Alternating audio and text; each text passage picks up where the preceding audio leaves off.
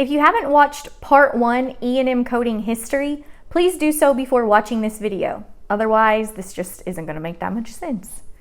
So as you know, E&M codes contain 3 key components. There is the history, exam, and medical decision making. Today, we are going to be covering the examination. E&M coding examination, part 2. What is an examination?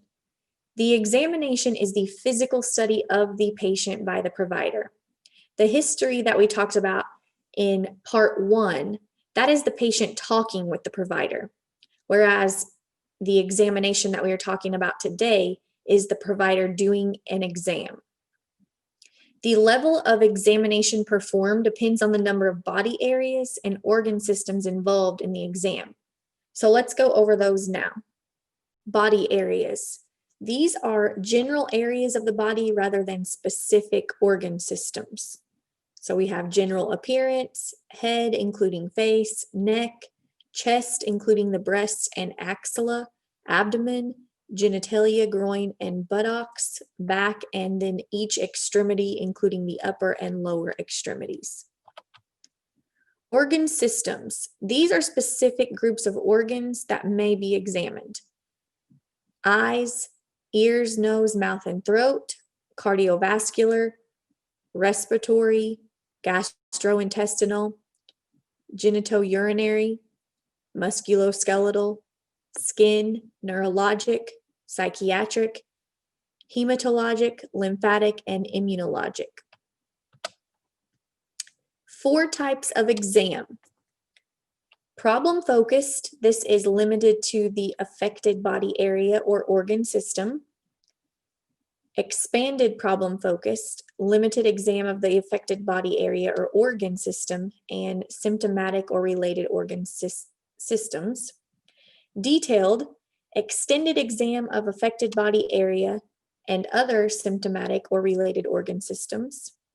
Comprehensive, a general multi-system exam or complete exam of a single organ system and the other symptomatic or related body areas or organ systems. These range from minimal to complete and must be documented by the provider. Confusing guidelines.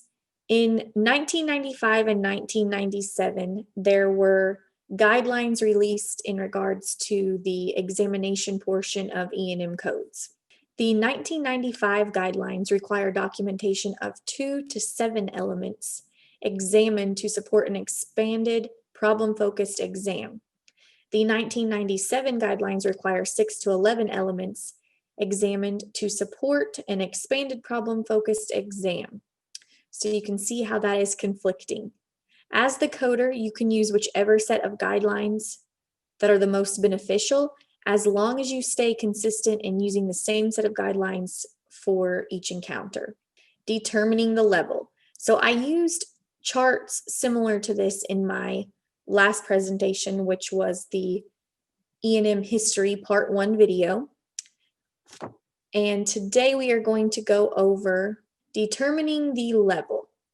In my previous video, which was E&M history part 1, I used charts that were similar to these.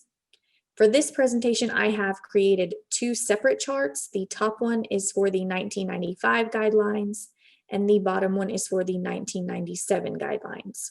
So as you can see, in the first column, we have the exam. So this would be the body areas and organ systems that we reviewed previously. The second column is the problem-focused area, and this would be one body area or organ system in the 1995 chart. Then we move on to the expanded problem focus, 2 to 7. Detailed would be extended 2 to 7 body areas or organs, and then comprehensive would be 8 or more. Down at the bottom, 1997, we have problem focused, 1 to 5 body areas or organ systems. Expanded problem focus is 6 to 11.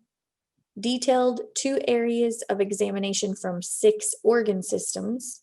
And then comprehensive, 2 areas of examination from 9 organ systems.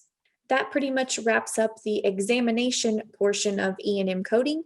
Make sure to check out part 3, where we go over the medical decision making.